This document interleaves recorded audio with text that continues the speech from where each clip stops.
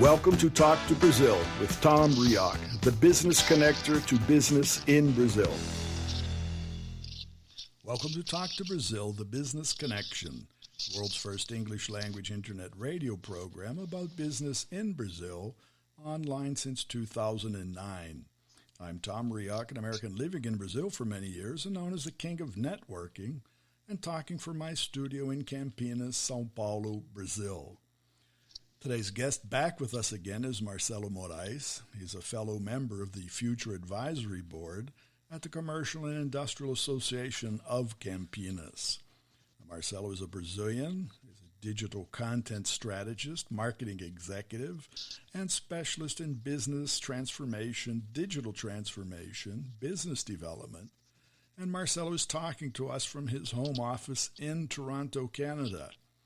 Marcelo is a participant at the Humber College Professional and Continuing Education School of Media Studies and Information Technology.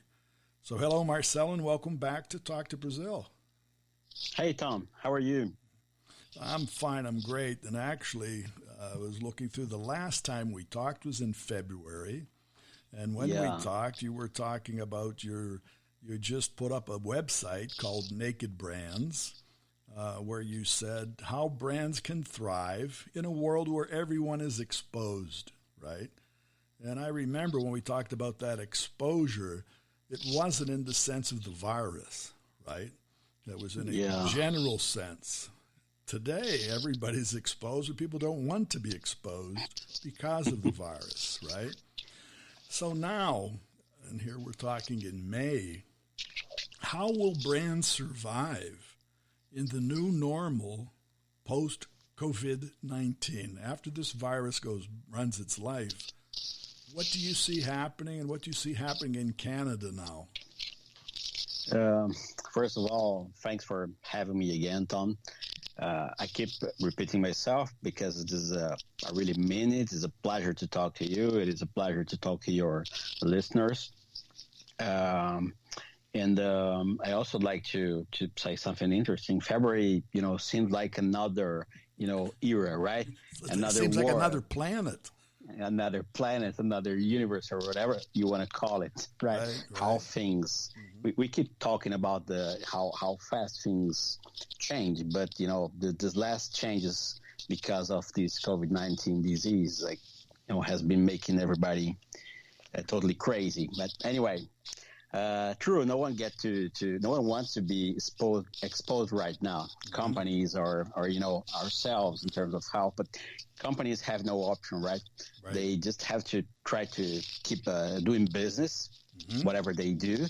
And to be quite frank with you, and they're having different problems, logistic problems, marketing problems with their employees. Everybody's concerned with what's going on. So it's certainly one of the toughest time all the companies have faced for decades, for sure.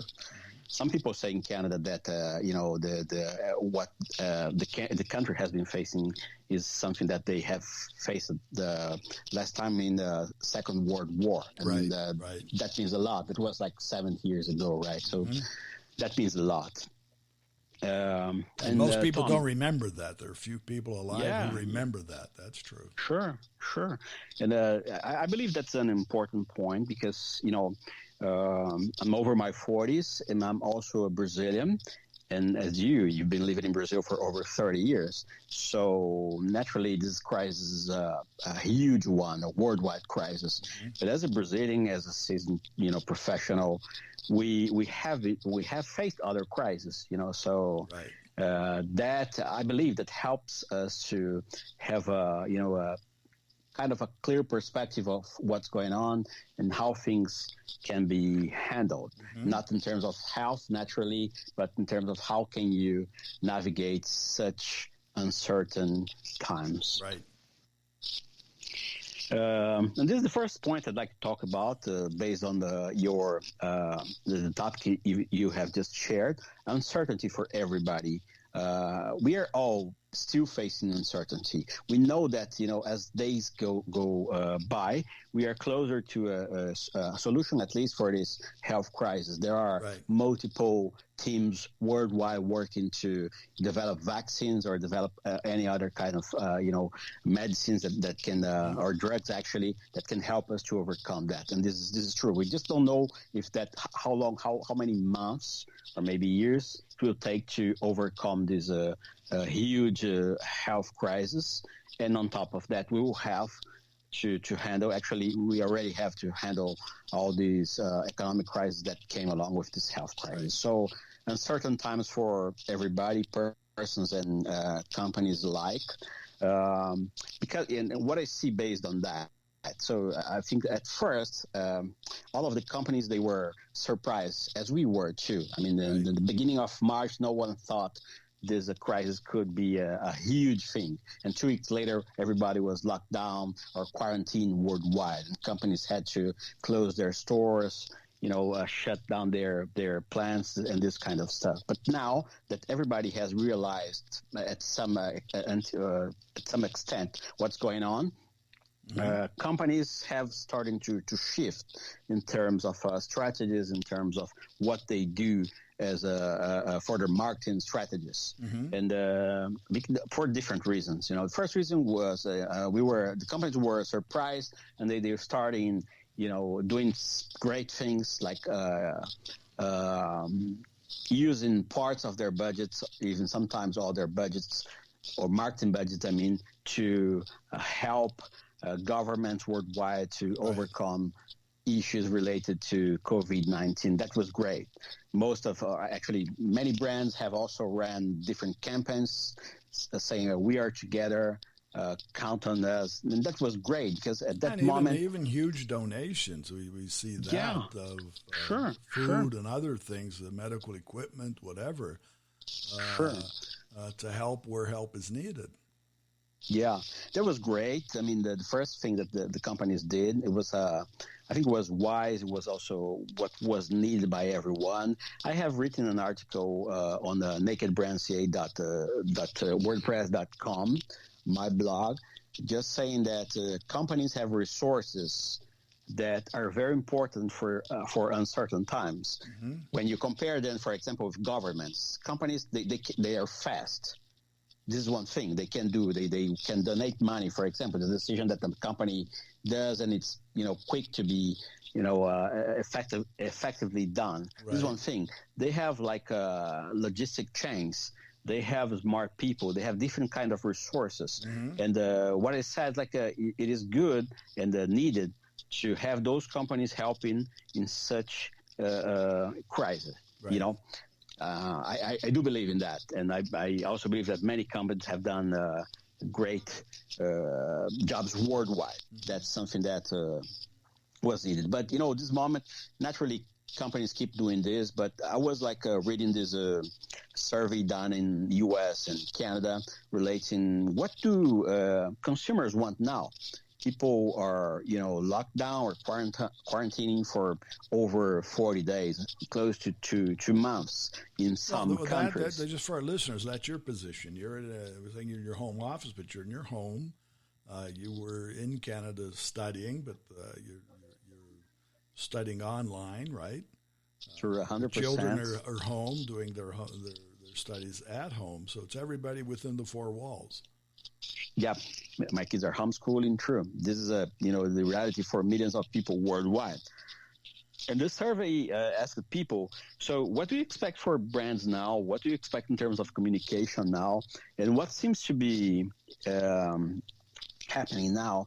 That people in general, they are tired of COVID-19 or coronavirus advertising and communications and this sort of stuff. Right. And what my opinion based on that survey is that actually people are tired of the subject in general, because everything that's related to COVID or coronavirus are bad things. People are dying, people are every day's a statistic. And yeah, and you want companies to keep talking about that. We know that you're together. We know that the companies are supporting, but apparently people are saying, "Oh, we want something it's different from that. We want something closer to a normal life. Right. And this is like a puzzle for companies, Tom, because how can a company, how can a marketing strategy move forward from supporting the society in general to doing what kind of message? Right. What can you convey to people when you are still in the middle of this crisis? And the people are still dying. People are still dying. And people are dying, and people know people who died. And so true. So you may have colleagues at work where you worked are dying. So. Sure, and even in Brazil, my home country, the numbers of COVID-19 are ramping up. So what do you do in the middle of that? Right. When your consumers are saying, "Oh, we're just tired of that. Just stop talking about COVID-19 and tell me other things." But consumers in the same survey, they say that consumers are open to messages, right. marketing messages related to purpose. So they do not want to hear about COVID anymore, but right. they're also not saying they kind of understand that this is not normal time. So right. what kind of message could be used for companies? And probably it's going to be used for companies within the next months. Well, it's in more Canada, related to their purpose. More specifically, has Canada flattened the curve, the proverbial curve? In that sense, is there a feeling that the worst is over? Are you to that point already? Well, I believe the feeling in Canada, based on what I've been, following, talking to friends in the country, is that we are beginning to lower the number of, because we are beginning of lower the number of new COVID-19 cases right. on a daily basis. People are starting to get a little more, excited about getting rid of all the restrictions that we've been facing. Right. People realize that we are not going to have a normal life until we have a solution that, like a vaccine, but we can live kind of in between this crazy situation we've right. been facing now and the life we have, let's say, until last February. So, and this is good things, like considering that we're all stuck in our homes, being allowed to go outside to enjoy the end of the spring in Canada and the beginning of summer. This is a big thing in the country. So this is the feeling I see right now. Let's see what happens that's an in the interesting following point. weeks. Even for Canada, like you said, Canada was coming out of winter. And winter in Canada is always a state of inside, right? Because of the weather, because it's cold. So people are generally inside more than they are outside anyway. And so I think part of the uneasiness there is that people have just they've been in their house or been inside generally since September, not because of the virus, but because of the weather. Sure. This is a real thing for North Americans, even for European people, because they face long, cold and dark winters. So when we get to April and May, everybody wants to go outside to enjoy the nice weather. So, and that's one of the reasons people are excited now, because the authorities, the Premier of Ontario, the state in which Toronto is located, or even the mayor of Toronto, they've been saying we might have some good news down the road. So they are starting to share signs that we are going to face a little bit lighter times, hopefully.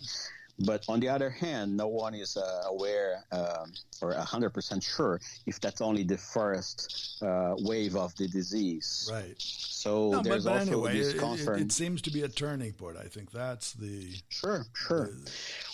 Well, the thing is, Tom, the governments in general, I believe, and specifically the Canadian government, they will be more prepared for a second wave. So one of the things that they have already started to do, not only here, is testing thousands of people every day. So this is one of the ways they will try to anticipate any new outbreak of COVID-19 and take all the decisions they will have to take when there's another possible outbreak. And that means a lot. So everybody will be more prepared to that. Well, and that too then is more, it's say, an extended easiness to the companies for corporations to get into this next phase, right? Sorry, I didn't get your question. No, I'm saying this change in the atmosphere and a better feeling also helps companies look towards a second phase or a better phase from a business sense. True. That's what we have already started to see.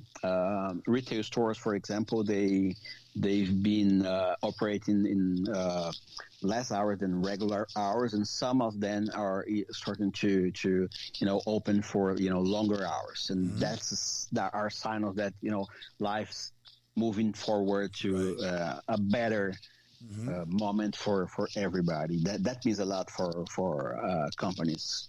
And for companies, then, it's in digital marketing and their exposure and the how they want to be seen. So, do you feel the companies are already working on these plans? They're already exercising creativity and innovation to what's the next step?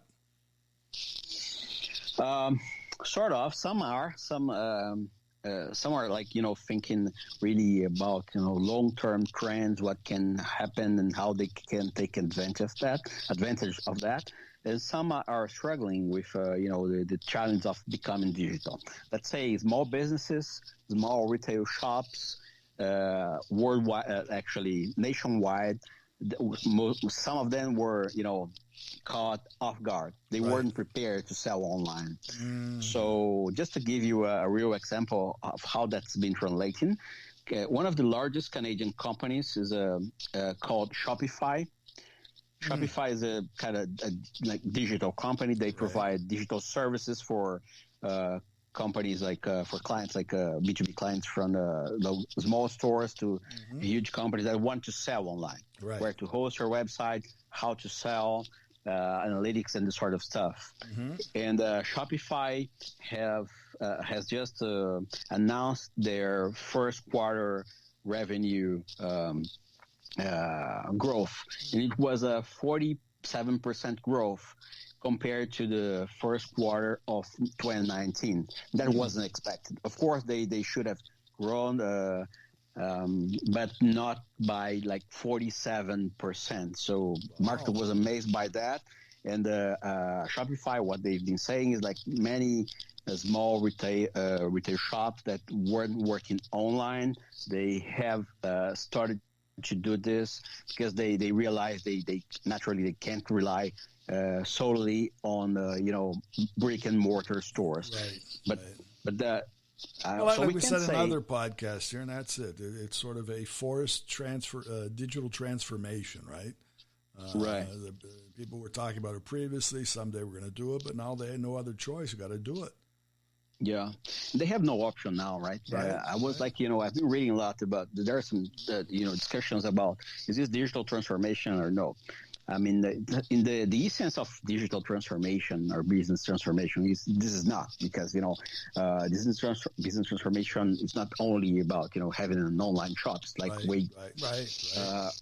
deeper than that. But naturally, this is important when you realize that you can't rely specifically on brick and mortar stores, and then you have to be digital. It doesn't matter if you are Gen X or if you are a baby boomer, you have to go online. So this means a lot on the long term, and this is one of the trends that I like to share that people in Canada have been talking a lot, and some of the companies are already starting to profit on that, as I have just mentioned in the case of Shopify. So that's the trend. You see that the day after when things come back, and those companies that do survive will be surviving, and they'll be more digitally involved with their clients.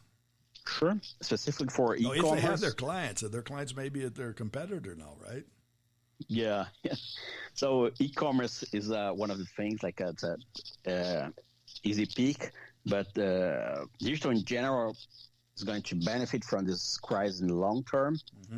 But e-commerce is one of the things. I was reading an article that said that even for elderly people that didn't have the habit of online shopping, because they are stuck now, and more than that, they are like they have higher risks if they get the COVID-19. Right.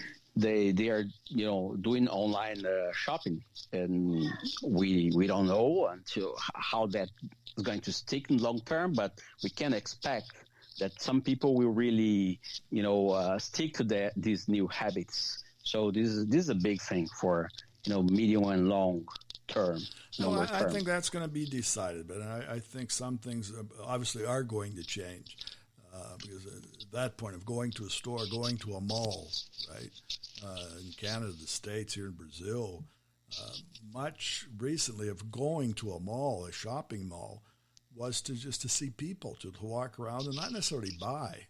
Yeah, it's a social activity, right? It's a social activity. And I know I'm sure in Canada, during the winter, many malls are open for people to walk around. Actually, it's a physical exercise. They're jogging in the morning inside. So it was a social experience. It was a place to go. And in the winter there, it was warm, right?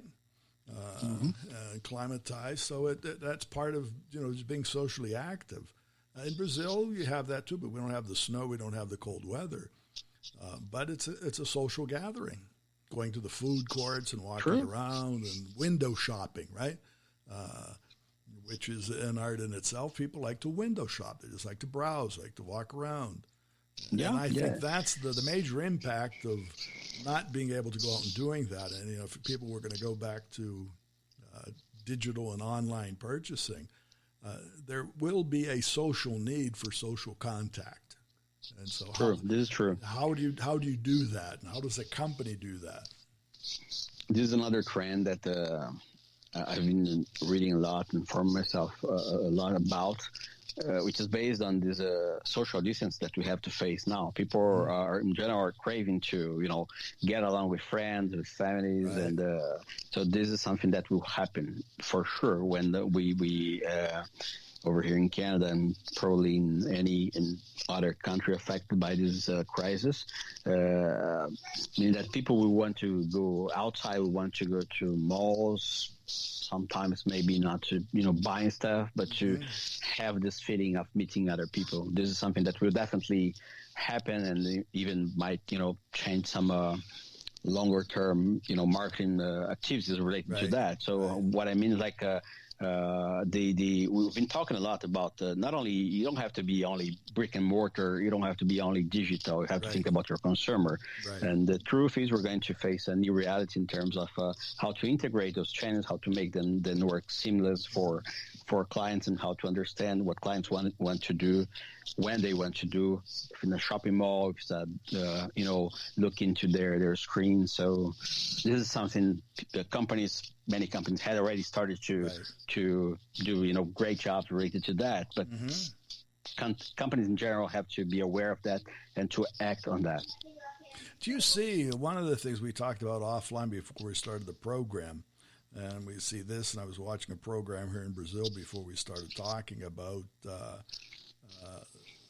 the conditions, mental health as an overview. Do you see companies, from a marketing standpoint, do you see companies giving more attention to psychologists and sociologists to incorporate things in their marketing to better attract and help people alleviate the depression that many people are facing, the anxiety? Do you see that happening? Is that a trend? I can talk about that based on what I see in terms of, ad campaigns and some things that I've been reading about, not really from the behind the scenes, but the thing is, there are, different campaigns in Canada. They are all extremely humans, more than they used to be. And because the message they are trying to convey is that we are together. Okay. So they have people with people. So it's less product. They're not showing product. Yeah. No product. And it's about being together and overcoming this challenge together. Mm-hmm. No, that's what I would expect. So what about your colleagues at school? You said everything's online. Is what you're saying is what everybody's seeing? You're in a school that has a global presence, but everybody's globally participating online today. Are you able to share visions with your friends? Sure. Because we had already, practicing and doing stuff online, on the online classes that we had prior to this crisis. This hasn't changed a lot. I miss, hanging out with Dan, but this is something that we just keep doing what we used to do, using all the amount of online resources that we have, and we have a lot of them to share what we do, to create stuff, to discuss, to present whatever is required by our professors. So right. Not a big change. Well, for global applications of marketing, that's the way it is. Everybody's online anyway. It's all video conferencing. It's all at distance. It's all 24/7.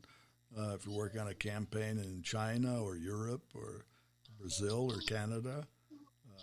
So the sharing part of projects, that's pretty common now to you.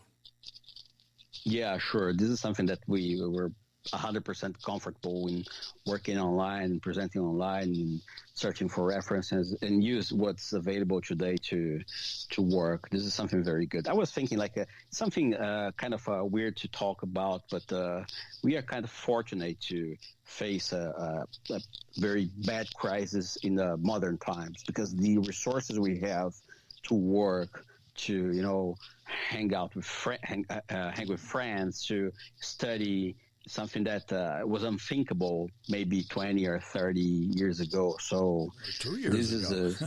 Yeah. 4 months ago. No, seriously, part of the problem that we see here in Brazil, and we see that in other places, many companies instantly had to have their workers work from home, right? Yeah. Schools had all their children, or universities had all their students had to study from home. That was sort of immediate, one day to the next. What actually happens, and this is common here in Brazil, most persons weren't prepared for that. And I'm saying prepared as they didn't have sufficient internet at their home. They may not have a computer. So they're really unstructured as how to do that. And so the part of that hurdle is still ongoing. How do you plug everybody in? If you're in a program that you're already used to that, companies that have been global over the times, they were used to it. It was, it was really turning the switch, but no real problem. For me, what I do, it was no real problem. I've always been working out of a home office for the last 10 years and broadcasting from here. So it's nothing different for me. So, and there are other people who were used to working that way. Yeah, it's interesting how things speed up in crisis times, right? Mm-hmm. Because, home office is something that we've been talking about for maybe 10 years or more than that. Right. Some companies had already started, using these resources, multinational companies, but probably most of them wouldn't, even talk about the home office. Mm-hmm. And now... well, here in Brazil, you had the restrictions. You had legal restrictions against that. Crazy, isn't it? Yeah. Really. So times change. So, but taking from what you said, and unfortunately we're coming to the end of our time, the tendency is positive. The future is better than the present, right? And sure. Not only you, Canada, your school, your children, your wife, are ready to go on, are ready for phase 2, are ready for the future tendencies. Is that correct? Yeah, totally correct. I really feel like we're good, facing some challenges as everybody else that is stuck in their homes. But professionally, I feel like totally prepared to contribute to companies that have to move forward in terms of understanding what's going on in the world in general, right. Understanding what's going on in terms of digital behavior, so that they can, in a solid way, transition their business to a digital strategy. I feel totally prepared to support companies for that purpose. So good moments. I mean, challenge for everyone. We're naturally concerned with our friends, with our families, but other than that, we have to be ready and to move on. Right, and in a good way, right? In a good way, yeah, sure. Very good. Well, Marcel, I want to thank you again, and for our listeners, I'm sure we're going to have Marcel return in the future with more tips and sharing of the rapid changing digital market. And hopefully next month we can have you back and we'll talk about phase 2 and more trends. How about that?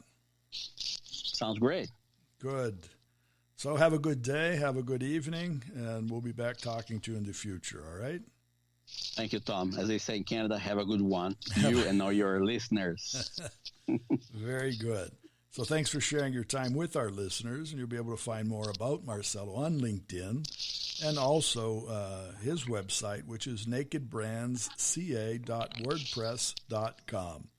I'd like to thank our audience and our sponsor, Focus MI Market Intelligence. Focus MI specializes in market research for the Brazilian agricultural market, and more about them on their site, which is focusmi.com. Visit our website, which is talktobrazil.com, and find our previous shows of Talk to Brazil. So remember, when you talk to Tom, you talk to Brazil and the world. Goodbye, and thanks for listening. Thanks for listening to Tom Reaoch on Talk to Brazil, the business connector to Brazil.